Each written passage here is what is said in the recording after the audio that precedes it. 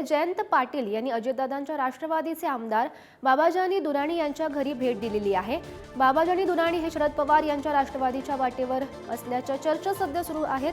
दोन्ही नेत्यांमध्ये बंद दाराआड चर्चा झाल्याची माहिती मिळते। तर महत्त्वाची बातमी आपण पाहतोय, जयंत पाटील यांनी अजितदादांच्या राष्ट्रवादीचे आमदार बाबाजानी दुराणी यांच्या घरी ही भेट घेतल्याची सध्या आपण पाहू शकतोय।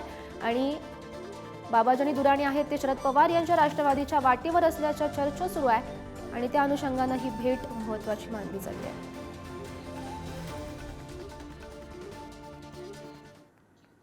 पुढची बातमी पाहूयात। आता लाडकी बायको योजना काढा अशी आमची इच्छा आहे, जालन्यामध्ये जयंत पाटील यांनी मिश्किल वक्तव्य केल्याचं पाहायला मिळतंय। आता लाडका काका लाडकी काकी योजना येण्याची सुद्धा शक्यता असल्याचं सुद्धा त्यांनी म्हटलंय। आता काका, लाडका काका, लाडकी काकी अशा सगळ्या योजना येण्याची शक्यता आहे। आमचं एकच म्हणणं आहे की लाडकी बायको योजना